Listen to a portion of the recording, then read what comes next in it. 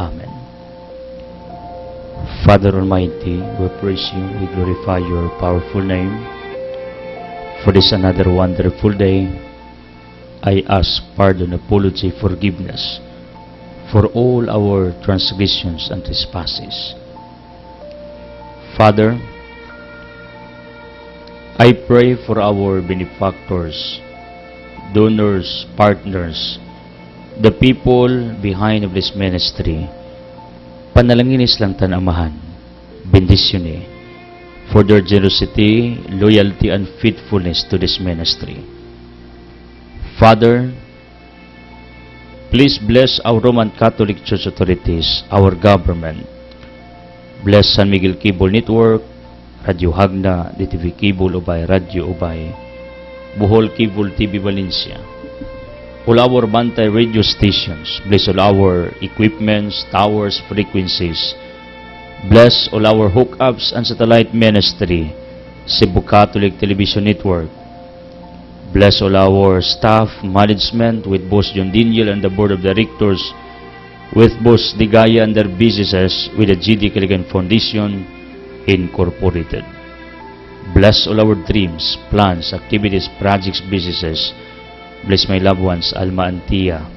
Protect them, bless them, make them happy, heal them, and the closest people in my life who work with me at the back of the camera. Father, I pray that you may bless all viewers on television, listeners in radio, nagsunod sa internet o sa nagkadang mga pamantalaan. Let them feel your healing presence sulod sa ilang kasing-kasing. As I claim and declare for more abundance, healing, miracles, blessings, surprises, prosperity, favors, privileges, open doors to come to each one of us. I pray, Father, in Jesus' mighty name, for the resolutions of all our curses, bondages, sicknesses, troubles, hidden and satisfied worries, all our sins. Father, please dissolve. As I pray that you may heal us one by one, labi na sakit sa ulo, utok, matalong baba, liu kasing-kasing sa ating sa baga, sa kidney, reproductive organ, tissues, muscles, cells, sa bukog, sa panis, sa dugo, chemical imbalance, immune system, nervous system, those who have nervous breakdown, hypertension, hyperacidity, those who have psychological problems, emotional problems. Please, Father, heal us one by one. Come, Holy Spirit, you are welcome. Veni Sanctis Spiritus. Touch us, Holy Spirit. Shower your wisdom to each one of us. Empower our within. Santa Maria San Jose, pray for us, and for apostol, mga apostolis nga tanan, pray for our courage and bravery. San Miguel Arcangel, Markangelis nga tanan, protect us. Jose Maria Escriba, Thomas de Agustin, pray for our wisdom. Uban ni San Joaquin Santa Ana, pray for us. San Vicente Ferrer, Padre Pio, San Roque, San Camilos, pray for our healing.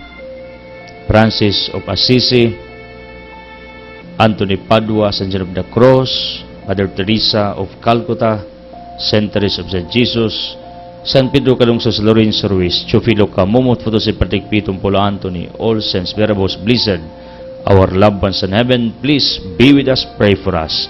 In Jesus' mighty name, Amen. Ang atong Ebanghelyo karong adlaw sumala ni San Marcos Kapitulo 7 24 ngadto og 30. Ang pagtuo sa usa ka babaye. Unya mibiya sa Jesus ug miadto sa kayutaan sa syudad sa Tiro. Ipuyo siya sa usa ka balangay ug dili sa buot nga may balo ni ini, apan wala gud siya makatago. Day usa ka inahan nga may anak nga babae nga giyawaan. Sa pagkabalita niya may tungod kang Hesus, miadto dayon siya kaniya ug mihapa sa iyang tiilan. Ang maong babay usa ka langyaw nga dito mataw sa Phoenicia, sa Syria. Ihangyo niya sa Jesus sa pagingilin sa yawa gikan sa iyang anak. Apan sa Jesus mitubag, kinahanglan unahon pagpakaon ang mga anak dili maayo nga kuhaon ang pagkaon sa mga anak ug ipakaon sa mga iro. Mitubag ang babae, apan sir, bisan gani ang mga iro diha ilalom sa lamisa, makakaon man sa mumo sa kabataan. Ug mingon si Jesus kaniya, tungod sa imong gisulti, makapauli ka na. Ang yawa migula nagikan sa imong anak, busa mipauli ang babae sa ila, ug iyang nakita ang iyang anak nga naghigda, wala na diha kaniya ang yawa. Today we are remembering Saint Apollonia. In the year 2nd century, was martyred for not renouncing her faith. Then, during the reign of Emperor Philip, the account of the life of Saint Apollonia was written by Saint Dionysius, Bishop of Antioch. Apollonia had all her teeth knocked out after being hit in the face by a Christian persecutor. After she was threatened with fire unless she renounced her faith, Apollonia jumped into the pit of dental diseases and is often invoked by those with toothaches. Then art depicts her with a golden tooth at the end of her necklace, also in art. Legacy of the saint that we are remembering today, si Saint Apollonia. Usa ni siya ka babae niining atong gihandom karong taknaa nga martyr tungod kay gustong iparenounce ang iyang pagtuo sa mga persecutors. Apan wala niya himua hinuon, nagpakamatay siya. People, kita kaha sa atong dastag sa kakinabuhi. Are we willing to sacrifice, to offer our lives for what is right, for the truth, for purity? I saw a news last night, usa ka babae nga apil sa death row sa laing nasod tungod kay iyang napatay ang iyang amo for attempting to rape this woman. Attempted rape ang nahitabo. And the woman, ang katabang, resisted until iyang napatay ang iyang agalon. Nakapamalandong ko unsa ka ligdong ang mga babae nga bahala og mahimo niya ang usa ka krimen to defend her life, herself, in order di mabulingan, di mamansahan ang iyang pagkababae, ang maong daotang buhat iyang gisupak tungod kay forceful ang maong buhat nga gustong ripon siya. Napatay niya ang agagalon. Usa kini ka pagpinumdum sa matag usa kanato. if somebody abuses us, meaning forcefully, without our consent, without our willingness, that is what he called abuses already. Ang point is, manindigan ta sa unsay tama, unsay sakto. Ug mao ni si Saint Apollonia, nanindigan nga di gid niya i-denounce or i-renounce, isadikway ang iyang pagtuo kang Kristo, bisan pa ugunosan siya sa iyang kinabuhi. My point is, barog tama, bahala ug masuko ang uban, bahala ug kuntahon ka, bahala ug naay mo oppose. Ang importante nga nakaibalo ka nga sakto ang imong gibuhat. Sa Apollonia, iyampo mi to become strong in declaring our faith, in professing our conviction to God. Iyampo mi nga mahimo ming sama kalimo nga dili namo ibaylo ang unsay tama sa mali tungod lang sa paghulga ug bisan hunusan miski kinabuhi, like what happened to you in your lifetime. Pray for our healing, conversion, realization, wisdom, enlightenment, prosperity, favors, miracles, wonders to come to our lives. In Jesus' mighty name, Amen. Hallelujah. Power line for today. Life is not about finding yourself. Life is about creating yourself. According to George Bernard Shaw, ang kinabuhi dili ang pagpangita. Life is not about finding yourself, but life is all about creating oneself. And I agree with this. Daga nato nangita ta sa atong kapalaran. Pero ang tinuod ay, kung gusto tag maayong kapalaran, then the best preparation is today, in order you can have a better tomorrow. Mao ni ang point. I read a certain what they call caption sa usa ka t-shirt sa usa ka magtutudlo nga nagkanayon, the best preparation to have a better future is holding your best today.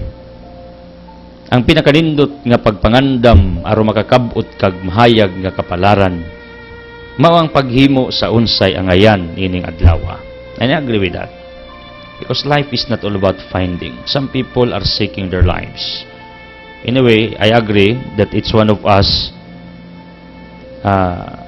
is seeking our happiness in life. To sa kuana nga daga nato mangita kun asa ta mahiluna og mahimutang og magmalipayon sa atong kinabuhi. Pero generally, ang kinabuhi dili sa tanang panahon magsigi kag pangita, kundili himua ang usa ka buhat aron magmalipayon ka ug aron nga makakabuot ka ug nindot nga kaugmaon. This is the same with the principle sa usa ka business man. He said, do not find opportunity. Instead, create an opportunity. There is a big difference between the two statements. Ayaw sige pangitag opportunity. Anyway, wasad na mag-deny nga naay mga opportunities nga angay nato nga i-grab kay nakita nato. Pero just in case nakita nimo imong kaugalingon sige kag pangitag opportunities, nya wa gi opportunities, then create an opportunity. Ikaw mismo may mugama og opportunity aron makahimo ka sa imong mga plano, makabot ang imong mga damgo sa kinabuhi. Right? Mao man ni ang akong analogy nining atong ministeryo. If ever all doors are closed for me to proclaim the gospel, pero you know what? I made this opportunity, and I know God opened this door for us to proclaim the gospel in using modern technology in proclaiming the gospel of Jesus Christ. Ang concept lang nato ba, kini magutong ministeryo, wa magud nato ni mapanunod. There was no somebody before who died or who retired, then Edsel Cruzas is automatically replaced, substituted the position, the post of a certain preacher. Wala man. Kita man ang pioneering ni ini. Meaning, kita maoy nangita ni ining maong kagayunan, and when we found this opportunity, we created this opportunity. Kaya say, sige tagpangita, pero man tayo gihimo, nonsense, useless gihapon. This is all about life. Sige tagpangitas kinabuhi, pero wa tayo gihimo. That is nothing. Manang ang nindot, atong sabton, ngang kinabuhi, dili strang panahon, sige kag pangita. Kundi, gama. Life is all about creating yourself. Gama ang imong kaugalingon. Pagmugda o negosyo, panginabuhian, eskwelag tarong, or else pangitag paagi where you can serve the people around you. Daghan kaayo nga mga pamaagi unsa nimo paghimo ang imong gusto. Kay usahay motuo ko. Kasi sige nimo pangita og mga opportunities. Wa ka kabantay nga dugay rang giabli, pero ang imong interest sige ra magpangita, wa gid in taon ka makakita hangtod ni ining takta. Pero dugay ra itong naabli. Or else sige pangita og opportunities, wa po kay reaction, wa gyud po na hinungdan. Mao nang kiniding kinabuhi, mangita tas kalipay nato, then plus atong himuon ang unsay atong gituan nga makalipay nato ug makatabang nato sa atong isikatawo ug labaw sa tanan makimaya sa atong Ginoo. People of the living God, thank you for joining us.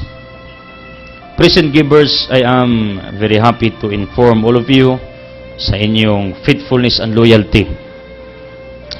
Somebody came to our Altia yesterday in the person of Perio Dilig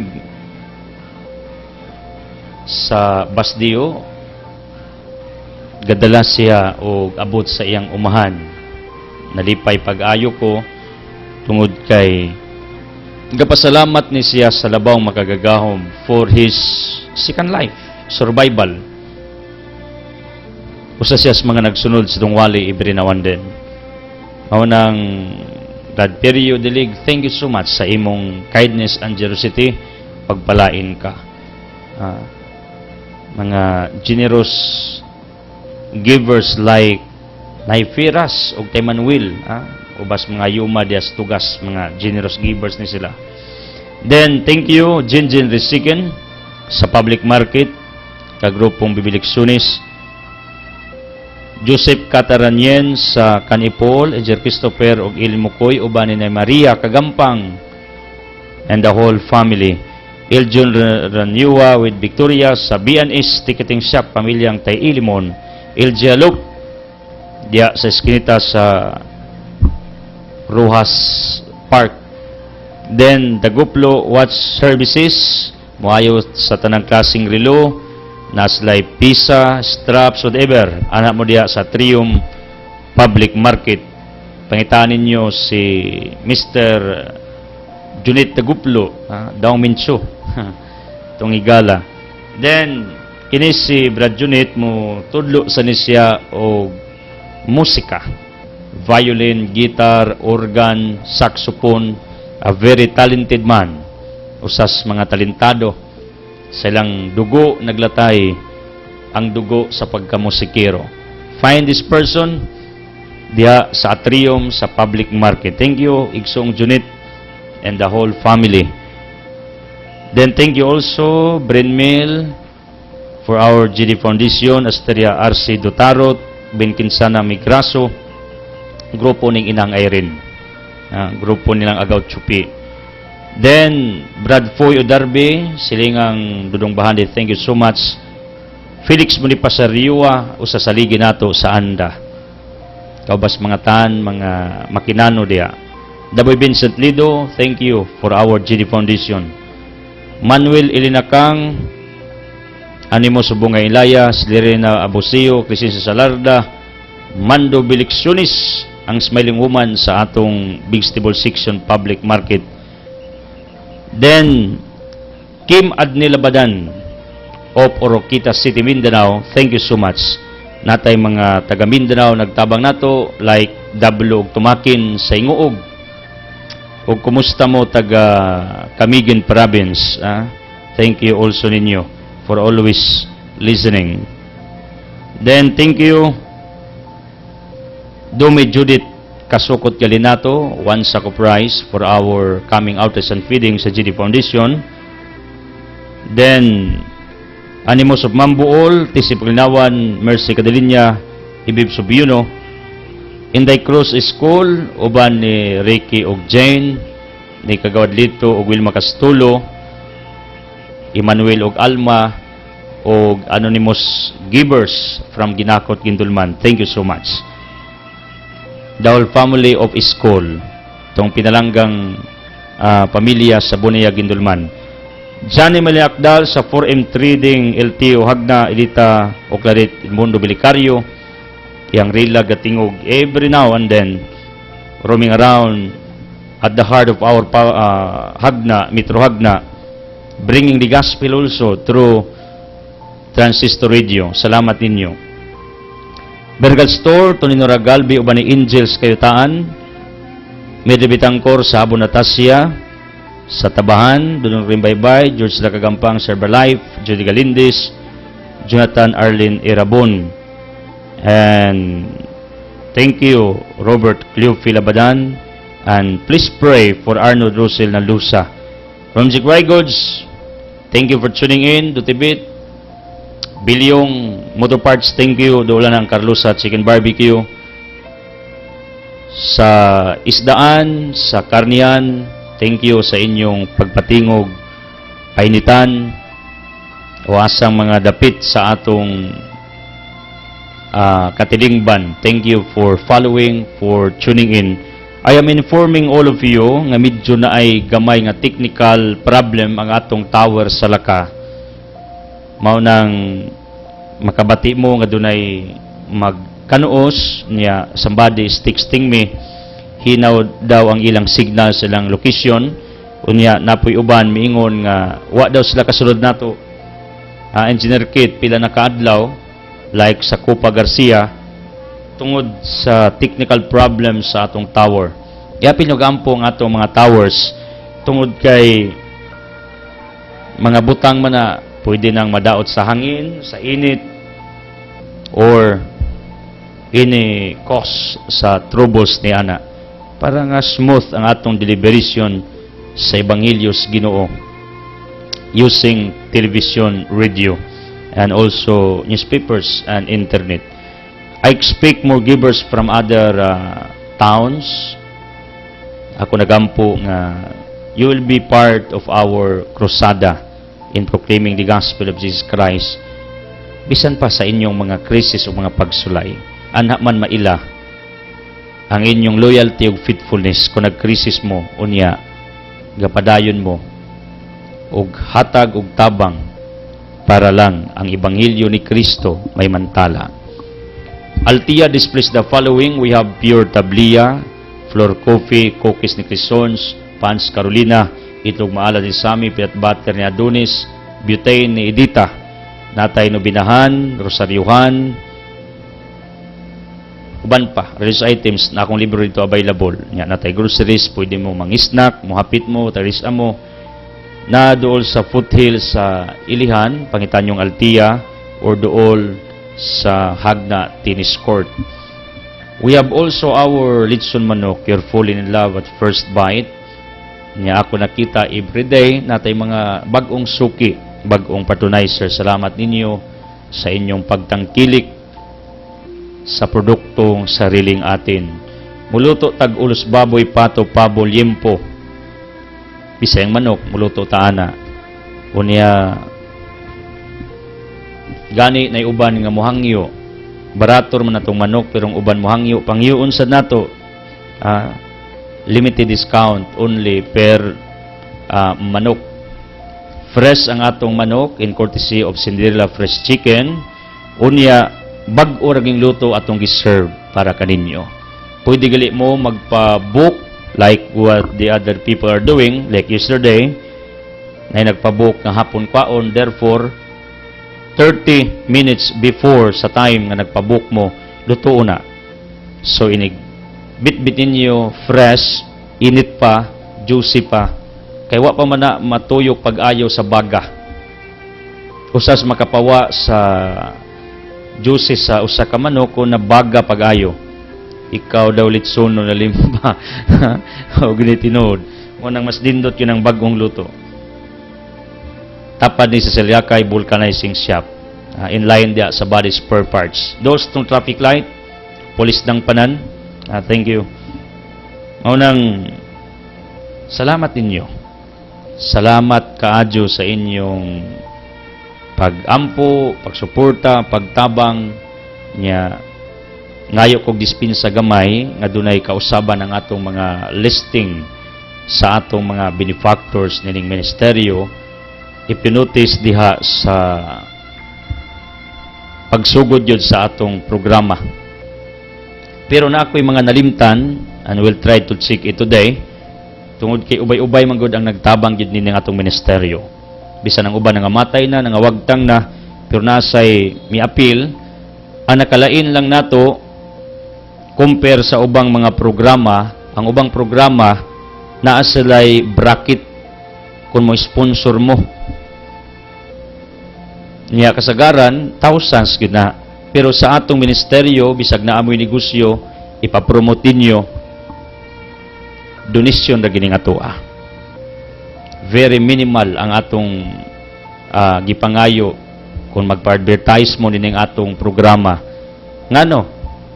Kaya nga ako unggong punto nako, makatabang sa kuninyo in return. Nya katabang sa mo sa atong ministeryo. Mo nang lahi ang atong rate kung magpa-advertise mo nining atong programa. Ako practical ko mo dawat kog mga negosyo magpa-advertise mo. Dawaton ako na I need finances to sustain this ministry. Just to run our ministry, to proclaim the gospel. Ang ato lang kay wa tay rate tungod kay Pangginoo man mao nang kamo maantigo kung unsay gidiktar sa inyong kasing-kasing. Right? Pero I pray the bigger the better. Kaya aron makatabang gid mo sa atong ministeryo. Mao na kun ang inyong pangalan is not included anymore, inform us. Nya sige pamughatag tingali nasipyat mi sa pag-arrange ni ini.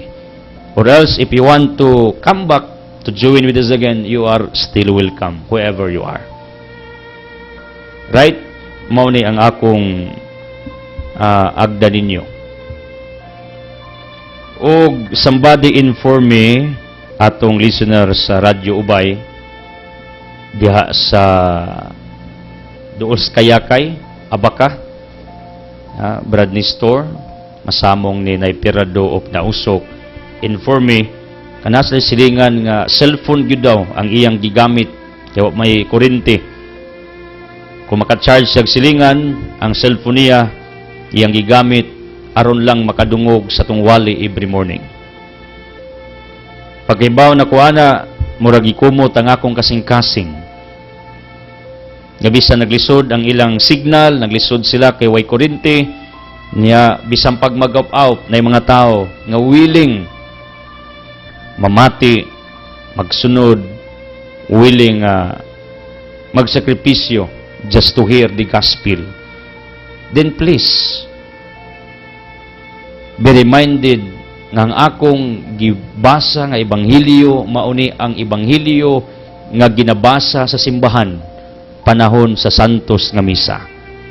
Mao na kamo nga di kaadtog simbahan kay most of us Domingo ra magid ang atong ganahan moadtog simbahan. Only few kanang daily communicants do daily mass attendees. Kini mao ang opportunity where you can hear the gospel. Right? Nakuha ba ninyo ang akong point? Mao na nga please ayaw mo kahadlok ng inyong mga radio, TV, inyong i-volume niya, mga kampanya mo nga maminaw sa atong wali. Kay kung makakonvince mong tao nga maminaw nining atong wali, ikaw iblis ka for being a tool instrument nga ang maong tao nakakaplag sa ebanghelyo sa Ginoo. Ingana ko kaseryoso. Labi na kay kining atong ministeryo is what they called sustained by many benefactors, generous givers. Ingana sa sila kaseryoso, ingana sa ko kaseryoso. Mo nang everyday sige kog dasig ninyo pangampanya mo nga mamati sa ebanghelyo ni Kristo.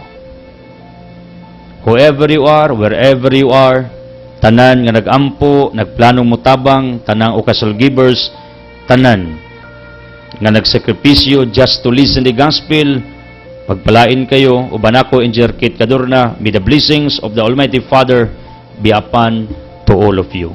Speaking of our gospel, nagisgot ni may tungod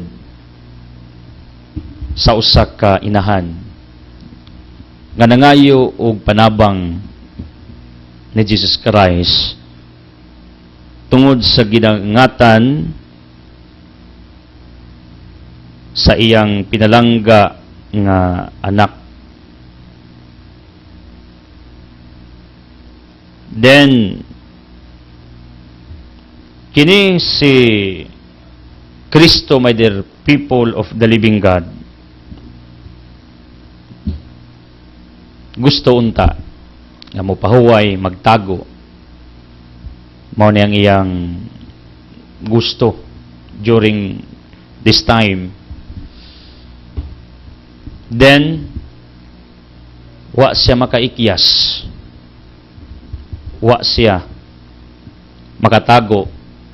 Ngano ka motago mas Kristo, no? Pahulay, kay wa man siya pahulay. In fact, sa Mark chapter 6, ang uban may galing narisuan sa pangisip tungkol sa kabisi. Way ang kaon. Parang gusto siyang mopahulay. Pero ang mga tao nakahinuong maniya, nakakita maniya, oning wagid siya katago. Ang usa ka babae nakiginabi sa iyaha ug mihangyo nakaluyan siya kay nasa problema sa iyang anak. Mao ni inahan nagsakripisyo in behalf sa iyang anak. Ug mao ni ang nindot nga inahan nga angay nato nga kapanaminan, labi nas mga inahan nga andam magsakripisyo, andam magpasakit, andam magpailawom aron ang iyang anak matagan o kinabuhi, mayong kapalaran, tindot nga kaugmaon. How about you, mothers, parents? Ingani ba mo ni ining maong babae sa atong ebanghelyo? Siya maoy nangita og solusyon para sa iyang anak. Niadto sang Kristo. Take note, kining maong babae was a pagan. Syrophoenician, according sa English terminology nining babae nga gimensions tong ebanghelyo niya may hangyo siya usa ka Hudiyo nga mao si Kristo. Mo nang mingon si Kristo sa ebanghelyo dili maayong pagkaos mga anak ihatag sa iro. Kay si Filipos 3:2 ang iro means tao. Ephesians 4 ang mga pagano daw iro according to their culture sa mga Hudiyo. Basta gani mga dili Hudiyo, mga outsiders sa Jerusalem, ila nang gi-consider nga mga pagans, mga aliens, in other word, dili nila kapariha. Like Samaria and Jerusalem had a deep conflict for a very long period of time according to John chapter 4 verse 9. Wala sila pagsandurutanay pagsandurutay kang taga Samaria na hiubos nasuko sa mga Hudiyo, kay mga Hudiyo may claiman nga sila ray malangit, sila ray buutan, sila ray pinili, sila lamang ang angayan sa pabor panalangin because of their exclusivism mentality. Muning lang una-una sa mga Hudiyo matong dunay conflict outside Jerusalem nga mga tao, mga foreigners or strangers, mao man ang term pag outsiders. Unya kining mong babae was an outsider, foreigner, pagan, not a Jew, approaches Christ. Then Jesus Christ tested the faith of this woman. Mingon siya, ang pagkaon dili pwede ihatag sa iro, meaning referred to her, referred to them, because that was the culture of the Jews. I'm not saying nga si Kristo parihas na og kinaiya attitude sa mga kauban niyang Hudiyo, no. Jesus reiterated only, repeated only the practice of the Jews, which was wrong, absolutely. Nga ang pagkaon means pabor, panalangin, grasya. Gituan nilang ilara, way labot ang mga tao gawas sa ilang jurisdiction, silang teritoryo. Mga outsiders. And you know what? One of our weaknesses, kana magunahuna tanga kita rin ngayon. That's the reason why we hate the people nga ni prosper, may uswag, may lampos sa ilang kinabuhi, because we judge them for being unworthy for that blessings, favors, abundance from God. Because you have this conviction ngang mong pabor panalangin para imo ra unta kay ikaw ri angayan.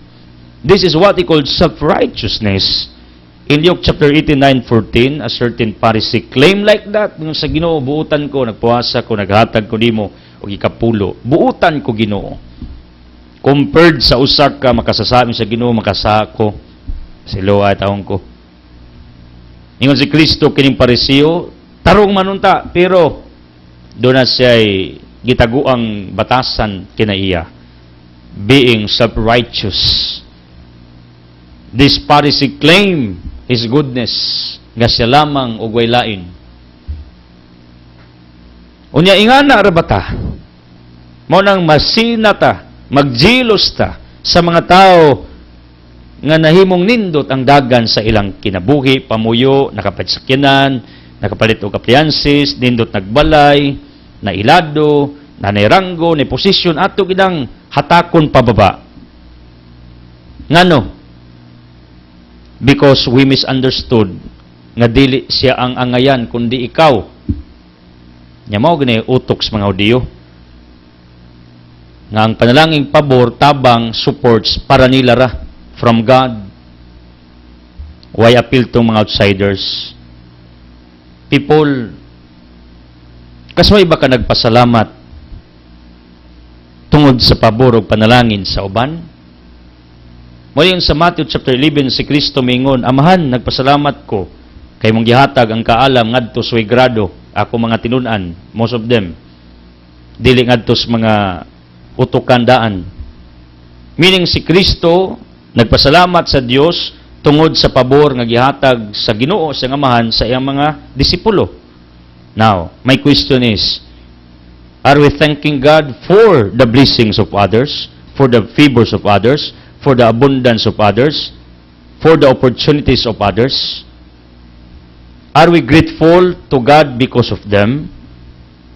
If you have that kind of character, attitude, then that's what I want you to practice in your daily life. Why? Tungod kay mga Hudiyo, dili gyud ingana og kinaiya. Ang mga Hudiyo, greedy, selfish. Mao nang mingon si Kristo, babae, ano mangayo man kag pagkaon ako, na kining pagkaon para manis mga anak, di man ka anak. According to the belief of the Jews, foreigner man ka, stranger man ka, outsider man ka, pagano man ka, wa kay labot, wa kay angay. Mao gini ang tinuod. Then Jesus repeated it in front of this woman. Not to degrade this woman, not to put down this woman, kundili doon na magoy mga nakadungog. Ako ra po ning presumption. Doon na magoy nakadungog gadagan, labi na mga Hudiyo usab, kauban niya mga disipulo, para masabtan nila. Nga mali ning maong practice, nga ang padalangin para ilahara, way apil ang uban. Meaning, mali ning practice nga ato-ato ra, maginakog ta, sigurista ta, di ta ka mamupambit sa uban. Mabitaw na in our prayers, if you notice, you are always asking, Lord, tagai ko, hatagi ko, panalangin ko akong anak, pamilya. It's very rare that we include other people for that blessings. Lord, akong silingan, palangin ni paburi, ayuha, milagruhi, ambot lang ka, ug imo ba nang gi-practice. Kasagara na to, ug inyong nabantayan, inyong pagampo, Lord, siguro abaya ko, Lord. Una abaya ko, Lord, tabangi taong ko, Lord. Maluhi ka, Lord, lakilakan pa. Then, are you including other people, outsiders, the people that surround you, your neighbors? I don't think so. Ngano, kay daga nato, magampo para ato ra. Nya mao ra ba na mga utoks, mga Hudiyo? Ila-ila ra ang pabor panalangin. Nya kadtong kay Kristo padungog-dungog to para makamatngon ang iyang mga kauban, para matagaan o gitawag man ni sa theology o actual catechism. Kaya itong badlungon ka, kadto bitaw si Juan in Revelation nga miluhod sa usa ka anghel, gibadlong masuwan, yung suwan, ginasuwan, Juan, ayaw diya kay parehatang sulugoon. It was an actual catechism. Right? Si Pedro, kabalo mo, may badlong sad, if not mistaken, sa usa ka tawo, si Cornelio, may luhod. Niya, abi ni Cornelio nga si Pedro, anghel o Diyos, ingos Pedro, Cornelio, barog diya, iya ko simbaha. That was an actual catechism, meaning, kining nahitabo sa Ebanghelyo, it was also an actual catechism sa mga kauban ni Kristo, sa mga audience niya, sa mga tao nga nagtapok usab diya niya, kaya wa man ni sa kaikiyas ang mga tao, gagudgukod man niya. To remind all of them that those principle, that those belief was wrong, sayop. And you know what? This woman was patient enough to answer the question of Jesus Christ. Ginan sang Kristo, angay bang pakanong mga iro sa pagkaon sa tag-iya or samahan sa mga anak? Angay ba pakanong mga iro? Ang babae was very patient, wa sa kapanginain ng loob. Kaya say kining Ginoo mo testing baya nato niya ang problema kung mangluod ba ta og dali og dili. Ingong babae, mumhura man unta ang akong gipangayo Ginoo. Kaya ang mga iro, mga hug man ang mumos lamisa, mora may kanon. Kabalo mo, si Kristo was totally touched by the statements of this woman. Ngano, tungod kay kini mong babae was very humble enough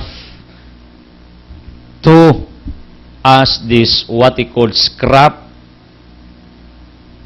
kining mga salin-salin nga mga pagkaon, mga waste foods, mao nang si Kristo natandog mingon sa babay, kangilngig sa imong pagtuo, no? Kangilngig gud nimo, mumho lang ang imong gipangayo, ingon si Kristo. Di ko musugot. Di ko musugot nga tagaan ti kag mumho. Kay dili mumho ang dapat nimo, kay ako kang igsuon, anak kas kong amahan. Kundili pagkaon sad alang kanimo, dili mumho nga mga tagak sa lamisa sa usa ka kan-anan, lamisa sa usa ka pamilya. Kay dili ka tinuod nga iro, kundili tao ka. I know this woman cried. Wala mabasa sa Biblia. When she heard these statements from Christ, I know, mao po ni gisulting Kristo. Ato diri, pulos naman gini speculations ba? Presumptions, although before, somebody charged me a certain sin for being presumptuous, pero kabalo mo, pag mag-interpret ka gospel, mag-interpret ka kasulatan, may didto tatanan, even scholars are making also their presumptions also.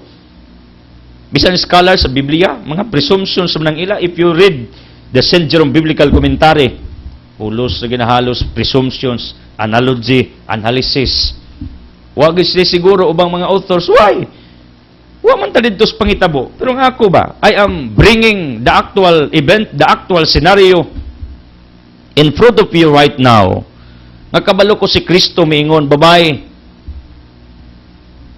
di ko gustong mumho mo imong kanon kay anak tika, anak kas amahan. Kung ang mga Hudiyo akong lahi ang ipakaon ninyo, mumho lang, tipik lang, kay di mo angayan, pero para nako, dili mumho ang angayan para di mo, kundili pagpapala, panalangin, grasya, milagro. Ang babae was very humble, full of humility in front of Jesus Christ. Mingong babae, Ginoo, Lord, Master, Rabbi, bisan, mga tagak lang umumo, maoram niya akong gipangayo ba? And you know what? Jesus was touched. Kita na kagtaong humble, imong kasing-kasing murag kumuton. Kanang luoy kay tanawon, luoy dagway, kanang very humble ba? Nasi mga tao nga very hambog sa atong katilingban, kabamog unsay ilanan sa taong humble. Listen to this. Pag magistorya mo, magatubang mo, ikaw midako, siya migamay. Kanang imong gikistorya mo ni humble. Humble. Unsay ilanan sa taong boastful, hambog. Pag magistorya mo, ikaw migamay, siya midako. Meaning, pag magistorya galitaw niya, migamay mo, hambugiro ko. Pero galing magistorya ta, magkuyog ta, midako mo. Because I boast you, I toast up you, I encourage you, humble ko. Mo ni akong kategory about hambog ug humble. Hopefully you understand what I mean. Kabalo mo, kining maong scenario between a woman and Jesus Christ. Si Kristo midako, kining maong babae migamay. Ug dinhi nakakonclude si Kristo that this woman was very humble. I'm not saying nga si Kristo hambog during this scenario ba, tungod sa gipakitang humility sa mong babae ngang iyang paglao mao lamang si Kristo. Mao ni ang akong paradigm sa gitawag og humility, humbleness.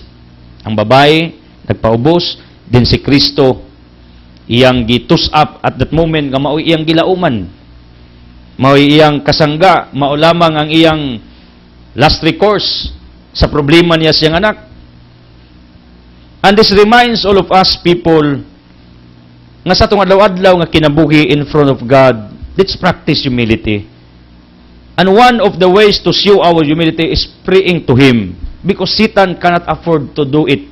Satan never prays our Almighty God. Because Satan, Isaiah 14:11-14, presumes that he is also God. He is also like God. Therefore, di siya mo ampo, kaya nauna niya Ginoo man pud siya. Siya ang iampuan. Mao nang everyday pag mag-ampo ta, it shows our humbleness to God in front of God. Si Kristo natandog pagkadungog niya niining maong babae nga nagpakita siyang pagkamapabsanon. Pero pagkatandugan ni Kristo. Ngayon sa babae, ngilngig imong pagtuuli na, naayo na imong anak. Nya gitagaan siya og babala ni Kristo, babae, dili mo ang nadawat nimo sa imong anak. Pagkaon, pabor, healing, deliverance, milagro. Ang tinuod, ang Ginoo dili kampante nga tagaan kag salin-salin nga milagro, panalangin, grasya, bendisyon, favors, prosperity, abundance para kanimo. Di sa ka-afford magtan-aw nimong tagaan ka lang, mantiniran ka lang. Mao ni akong prinsipyong gibarugan, dili kaya sa akong konsensya nga magwali ko ninyo, mantiniran ra mo nako, istoryahan ra mo nako. Mantiniran ra mo nako sa akong mga panudlo. Because I live on this principle of my life. Maybe this is my first and last preaching. Therefore, I need to do the best of everything I can do to proclaim the gospel of Jesus Christ. Kay mao man ni principle, do your best. Every now and then, in whatever you do your best. Ingani sa ning Ginoo, pag mutabang og tao, muhimog milagro, muhimog pabor, di kanya man tiniran. Tagaan kanyag mo. Are you sure? We can find that in theology. What kind of God that you are believing if you are believing that you deserve for this scrap, waste foods, waste panalangin, pabor, milagro, bendisyon? I don't think so that you deserve for that. No. No way. My daughter Tammy is always saying, Dad, no way. That's her favorite statements. Pag na ako'y ipamalihog, sa no way. Yung kunak, ayaw himuan na, sa Dad, no way. Mausa kong anak, no way. And I would like to repeat that statements. No way. Nga tagaan ra ka og sensalis Ginoo, sensalin nga pabor, milagro. Ngano? Romans 8:17, anak kaniya, you are his ears, tig sunod, tig panunod, sa kabtangan, sa pabor, palangin, grasya, bendisyon. Mao gid akong gituas Ginoong akong giwali gilagaran. You deserve for all favors, blessings, panalangin, dili mumho. Dili. Ang Ginoo di ganahan mo hatag na. Kaya ang unsay para nimo, niya anak man ganiya. Pagkaon, kay ngos Kristo, angay ba ihatag ning pagkaon sa iro? Kabalo mo, kita di man ta iro. Hunahuna ra man as mga Parisiyo sa unag mga Hudiyo, nga kita mga outsiders, Gentiles, di man ta mga Hudiyo, mga iro ta according to them. Pero that's what they call thinking and mentality was abolished already by Christ. Di na ta iro, tao ta. Nga angayan sa pagpapala, angayan sa grasya, angayan sa pabor, angayan sa panalangin, angayan sa bendisyon. Muna karon takna, my dear people of the living God, nakay problema, nakay sakit, nakay pagsulay, nakay mga pinagdaanan sa kinabuhi, nindot kayo. Pag magampo karon moingon ka, Ginoo, sa ebanghelyo ron ang babae miduol mo imong gitabangan. Nya si Kristo sa unag karog umaabot mauman. Hebrew 13 verse 8. Jesus is the same yesterday, today, and forever. Kasuy na mag-ampo. Ngaon sa inyong nibaw as Biblia, inyong i-repeat in front of God. And this is recalling the miracles in the past. And this is very effective once you are using it during your prayers. Nga moingon ka, Ginoo, sa diyang giunos ang imo mga tinun-an, minterbin ka, ug naluwas sila. Sa panang unoson kas imong kinabuhi, inga na pag-ampo, kilukbak bang kanhi ba? Declare it, claim it, nga ang Diyos kaniadto nga mihimog pabor, panalangin, milagro, is the same God nga imong giampuan at this very point. Like the woman in our gospel, na ipanginanglan, ikaw pod na kay panginanglan, you're like this woman, Kung ang imong panginanglan, not for you, probably for others, for your children, for your husbands, pray to Jesus Christ in behalf of them. This is what we call interceding. You are interceding, you are praying in behalf of others. And this is very wonderful. Nga kung mag-ampo ka, not necessarily nga imong giampo for you. Nindot sad kung mag-ampo ka, not only for you, but for other people around you. Like the woman, like the mother. She's an icon of being an intercessor. Tig-alam po in behalf sa iyang anak. Kita po is called to pray in behalf of other people. Like what saints and angels are doing for all of us human creatures on this planet Earth. Angels and saints are praying for all of us. They're not praying anymore for themselves because they need nothing but their prayers, Revelation chapter 6, are intended for us human beings. Wananindot po mo ampo ka, not only for you, but for others. 1 Timothy chapter 2 verse 1, it says, ingon si Pablo, Timothy, iampo tanang tao. Wananindot po ni, nga i-practice nato, nga mga liyata, not only for ourselves, but for others, like the woman. Siya mo'y nang liya in front of Jesus Christ para siyang anak. Kaya ang iyang anak, giwaan. Ang iyang anak, gisudlan og dawtang espiritu unya matud pas mga scholars not necessarily nga yawa gyud literally misud kun dili pwede pod sakit can be considered nga giwaan pag naay sakit sa ilang panahon sa ilang kultura. You got me, bisan sakit kanang sakit gyud considered nga giwaan.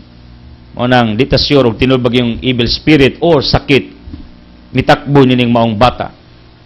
Whatever ang bata na panginanglan, ang inahan, mao'y midupa. Kita, sa itong adlaw-adlaw nga kinabuhi, pag ang uban manginanglan, kamabubutang mudupa. Kamabubuta nga muhimo og efforts or lakang in behalf para kanila. Nagpagamit batas itong kaugalingon in behalf of other people around us. Like the woman, nagpagamit siya sa iyang kaugalingon in behalf sa iyang anak. And you know what? This gospel reminds all of us nga usas pinakalindot nga magpagamit in behalf of other people around us is through prayer. Diyas pagampo. Atong dalhon, bitbito nato ang uban diha sa atong mga pagampo. Diyas pangaliya. I am repeating this very wonderful essence of prayer. Ako na ning gibalik-balik pero gusto ko balikon karon para masabtan ninyo nga ang tinuod nga kalugan sa pagampo is like this. One of the beautiful things about prayer is knowing that when our thoughts turn to someone we love and care for, we can bring that person to a God who loves and cares for that person even more than we do. Sa pagampo, ingon ang author, nining akong gibasa, atong ginumduman ang mga taong mahal nato. Og dihas pagampo, ato silang gidala diha sa tiilan sa Dios, diha sa sabakan sa Dios, diha sa presensya sa Dios. Meaning, kung magampo ka, di ba you are remembering something? Ako everyday, ingani akong pagampo, Lord, I entrust to you, ikaw ni bahala, negosyo, ministeryo, kong pamilya, akong ginikanan, ang mga tao nagsuporta ng ministeryo, the people behind me, the people around me, mga silingan. Kaya panahon galing mag-ampo ka, you are remembering something or anyone or anything, right? Daliman po kang mag-ampo nun, yawa kayo nanumduman, so may mga ampo. Muna kung nag-ampo ka, unyawa kayo nanumduman, di na pag-ampo. Because prayer means you are thinking something, someone, anything, and you are bringing it in front of God. That's the exact meaning of prayer. Muna nang ingana ka powerful ang pagampo. Nahinumdum kas taong dautan, imong gidala. Ato bangas Ginoo. Nahinumdum ka og tao nga naisakit, imo siyang gidala, ato bangas Ginoo. Nahinumdum kas imong bana nga naay problema or nagpabadlong, imo siyang gidbitbit, ato bangas Ginoo. Or imong asawa, imong anak, imong gibitbit, ato bangan sa Ginoo. This is what I mean. Anything, everything in your lives, Pray to God. Then bring all these things in front of God. This is the exact meaning of prayer. Wala ing kalugas pagampo. Ginumduman nimong usa ka butang, usa ka tawo, usa ka pangitabo, nya imong gibit-bit ngadto sa Ginoo. Hopefully, every day, you are including me with my loved ones with this ministry sa inyong mga pagampo. Apila migbit-bit ninyo diha sa presensya sa Ginoo. As what I am doing for all of you. I'm always remembering you people. I'm always praying for you, all of you people. Kaya ako nagtuo na kung ako mong iapil sa akong panumduman, mag-ampo ko, ang Ginoo magpanalangin, magbendisyon, magmahal kaninyo. And you know what? Some people agreed with me. In fact, some people shared their gifts at my office. Ang uban, manghatag og souvenirs, manghatag og tasa, kunsa na lang, Amerikana, plato. I'm not saying nga manghatag mo na ako, nganong ako ning gisgutan, kabalo mo, di believe on this. Nga, nangita sila og way where I can remember them mostly, constantly, regularly. Nagbutang sila og souvenir anything that I can remember them always. Kay sa panahon nga mag-ampo ko, automatic kini mga tawhana. Mapil na kog ampo kay mahinumduman ko nila. Mao na ang akong point. Ingana ang pagampo. You are remembering, thinking, and bringing the people to God para paboran, palangin ang grasyahan. O mo ni gibuhat sa inahan. Siya mismo miduol ni Kristo. Iyang ginumduman niyang anak. Yung sa Ginoo, akong anak, giyawaan, tabangi ko in behalf sa akong anak. Pagkanindot ko ni nga ang atong practice sa kinabuhi. Magampo ta, di lamang para sa itong kaugalingon, kundili para sa atong isig kaingon. Thank you for tuning, thank you for watching. I don't want to close this broadcast without giving you an opportunity to make Jesus your healer, provider, the source of miracles na inyong gikinanglan. Ako magampo people that you can understand nga ang tao dili ero kundi di anak. Therefore, angayan kas pabor, angayan kas pagkaon, grasya, bendisyon. Dili ka angayan sa scraps, dili ka angayan sa mga waste foods, kundi angayan ka sa unsay grasya nga gikan sa dughan sa Dios. Ako magampo nga kamong mga inahan, buhaton niyo ang tanan para sa inyong mga anak. Dili para sa inyong kaugalingon, kundi para sa ilang kaayuhan. Ako magampo that you will become an intercessor kang bisan kinsang tao sa imong palibot. O ako magampo nga masabtan ninyo ngang tinuod na kalugas pagampo, paginumdum sa butang tao, pangitabo, unya imong gibitbit diha at ubangas Ginoo sa imong pagampo. Mao ni ang pinaka-isen sa pagampo. Mao nang hinumdumi ang mga tao sa imong palibot para magampo ka, bring them to God. Nya ayaw kalimtig apil ko. Ayaw kalimtig apil ng atong ministeryo kong pamilya. Ang mga tao who work with me behind of this ministry. Kaya ako, sa pagkatinuod lang, kada adlaw ko na hinumdum ninyong tanan. Kaya mauna niyang akong gipractice. I'm always remembering all of you. Nya ako mong gibit-bit every now and then diha sa akong mga pag-ampo. Kaya mauni ang pinaka-highlight sa gitawag nato og pangaliya. Kanang magampo ka ng uban imong iapil na kaluyan sa Dios kay mahal sad sila niya. As I declare healing, miracles, blessings, prosperity, favors, abundance, conversion, enlightenment in Jesus mighty name with the Holy Spirit uban sa pangaliya sa langit nung inahan Mama Maria sa saman sa anak sa Espiritu Santo. Amen. The word has been furnished to it. God loves you.